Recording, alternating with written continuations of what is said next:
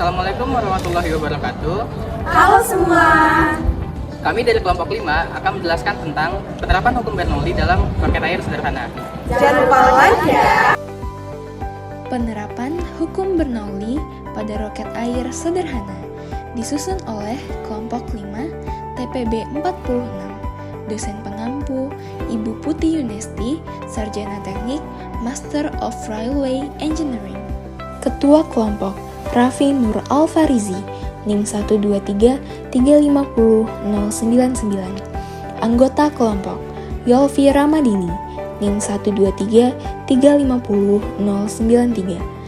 Ainil Mardiah, NIM 123350098. Nabila Alia Putri, NIM 123350100. At-Tahiyah Taufik, NIM 123350102. Fadila Aulia Putri, NIM 123350105. Dan Nisrina Zahra, NIM 123350107. Roket air sederhana.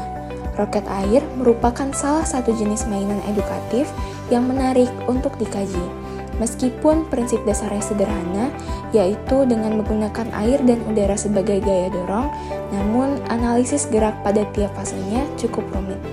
Roket air bekerja berdasarkan prinsip dari hukum Bernoulli dan hukum 3 Newton, yakni penggabungan antara tekanan udara yang diberikan oleh pompa dan gaya aksi reaksi yang diberikan oleh alat peluncur dan roket.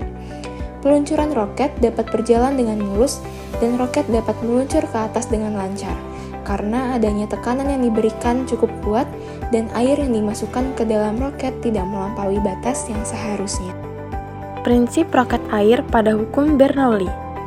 Hukum Bernoulli menyatakan bahwa ketika kecepatan fluida meningkat, tekanan fluida akan menurun, dan sebaliknya. Roket air bekerja berdasarkan prinsip dari hukum Bernoulli, yakni penggabungan antara tekanan udara yang diberikan oleh pompa dan gaya aksi reaksi yang diberikan oleh alat peluncur dan roket.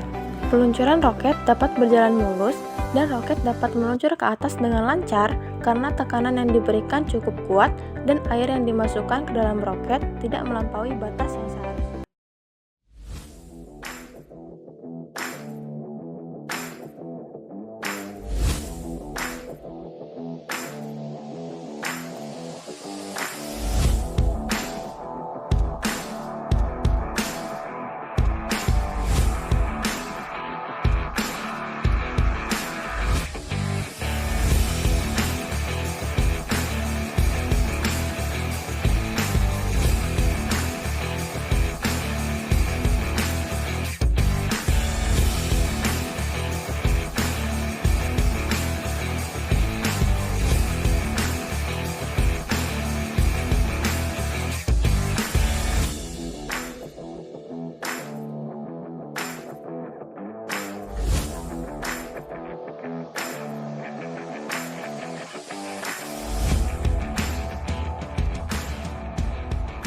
Three, two, one.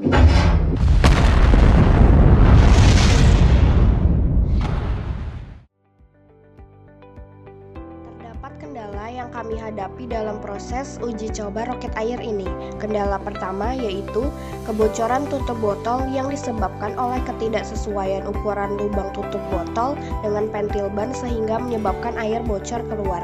Kendala kedua yaitu kekurangan atau kelebihan air.